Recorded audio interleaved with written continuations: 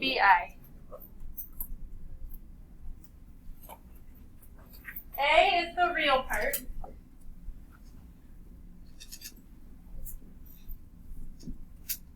And here the BI is the imaginary.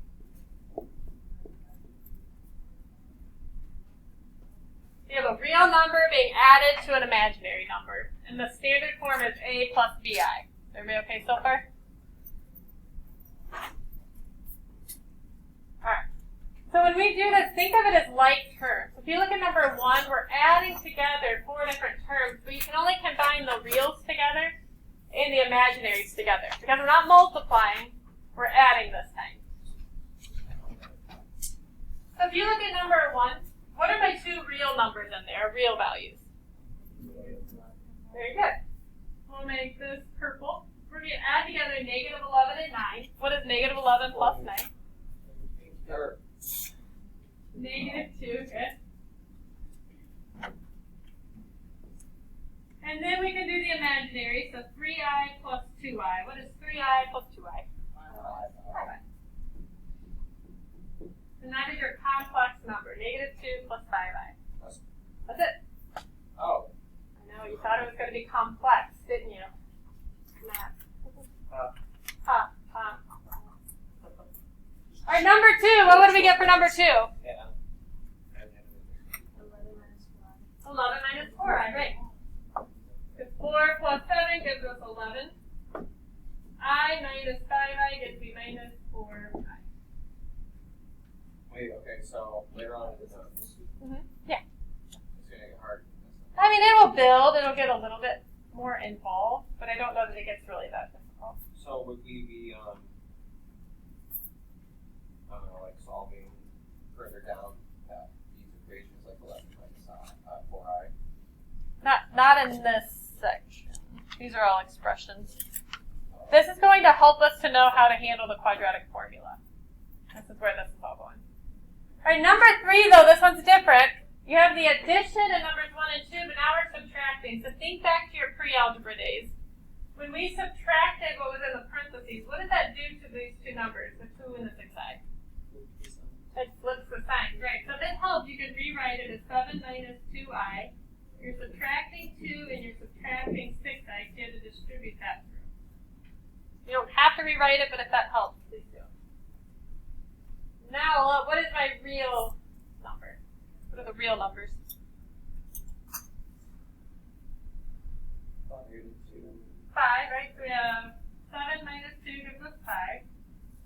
Now we have negative 2i minus 6i. Minus 8i. Okay. 5 minus 8i. All right, now number 4, we have 2 sets of parentheses, but the one is subtracting it. So we're going to distribute this negative through the first set. So I'm going to rewrite it as 6i minus 14.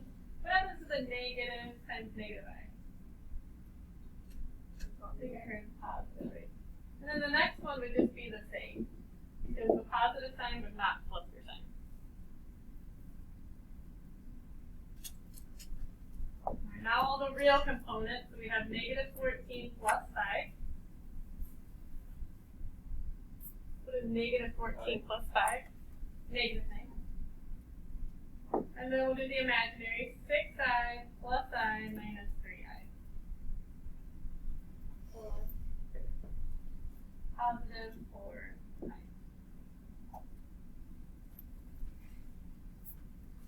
On the adding and subtracting, is there any questions on this section? If you look at the next section, now it's multiplying complex numbers. You see this little rectangle, rounded rectangle, it says recall? What we want to focus on is what does I squared equal? Because that's going to affect how these all come out. What does I squared equal to from the last section? Negative 1. So if you have an I squared, that's going to become a real number. You're multiplying by negative 1. Everybody ready so far? Distributive property. Also, we will be distributing the 2i. Yes. And then will the I carry over to make 8i, or will it be like 16i? Yes. So 2i 2i times 8, as Cameron just said, gives us 16i. So that 8 became imaginary. And then 2i times negative 3i. What would that give us? 6i squared. Very good. We're not done yet, though. Oh, we have to find them.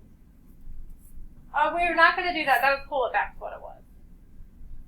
So this time, I want you to think about I squared. What does I squared equal? Negative 1, right. So we're going to say 16i minus 6 times negative 1. So we're replacing that I squared with negative 1 because I squared is a real in the real number system. What is negative 6 times negative 1? Yep, so it would be 16i plus 6. So there's one more thing we need to do. Flip it, right. Because it's standard form, your real number goes first. So we're going to rewrite this so that we have 6 plus 16i.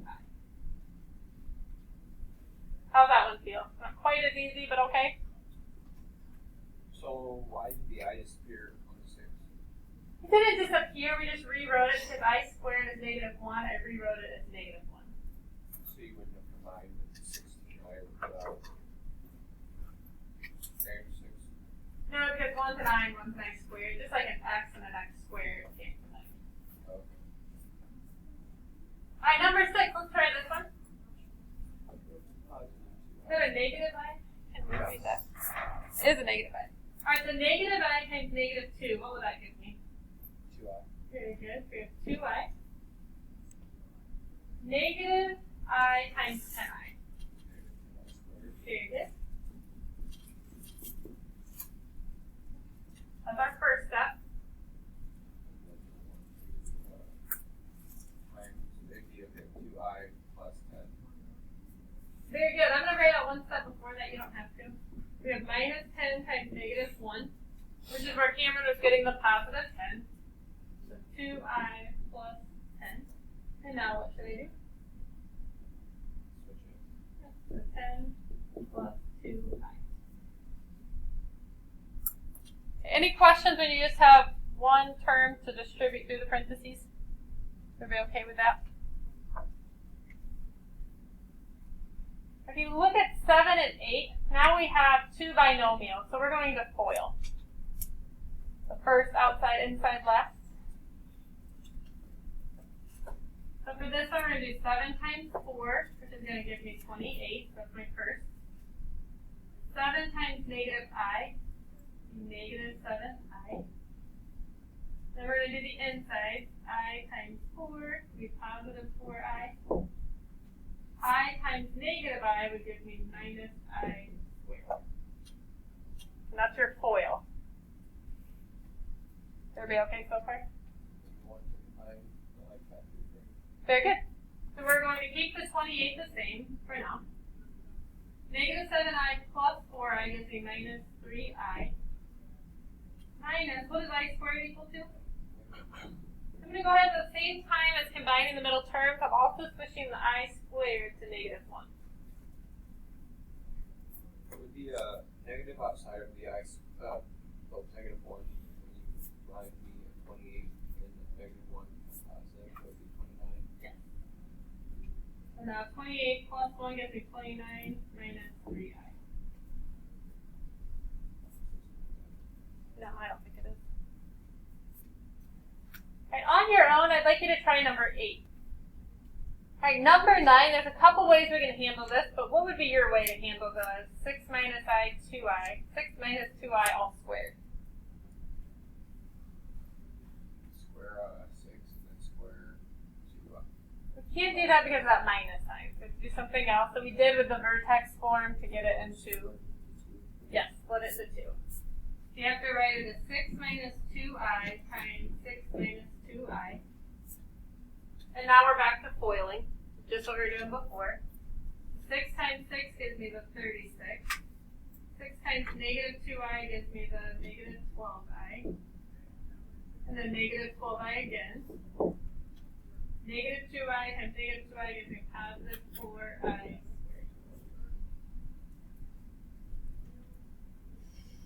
Then we're going to combine our middle numbers together to get 36 minus 24i. plus 4 times negative 1. What would be my last step?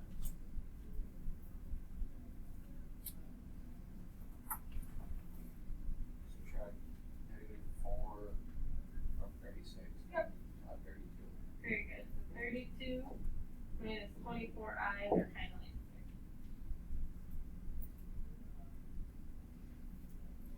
Is everybody okay with number 9? There was nothing really different other than just expanding that binomial.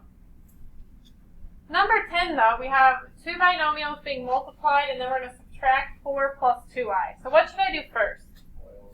FOIL, very good. Or would you FOIL all of them? Nope, just the first two. Oh. And we're going to wait to handle the subtracting the second binomial.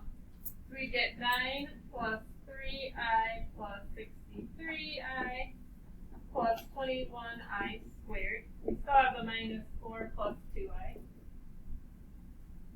I'm going to keep rewriting that, but I'm going to simplify the middle. We have 3 plus 63i. What would that give me?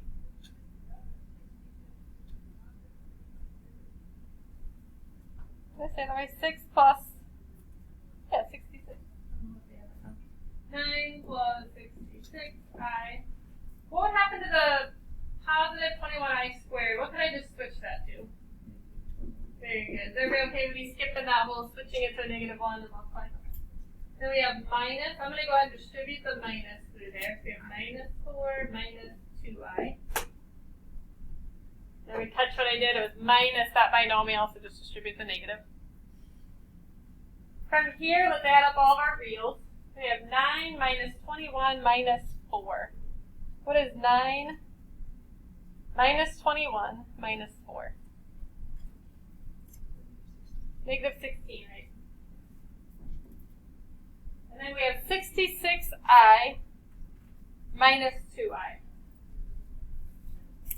Very good. 64. How'd that one feel? Is that doable? This really should feel like pre-algebra. You're just doing it with an I. Alright, the next piece, and actually I'm going to do a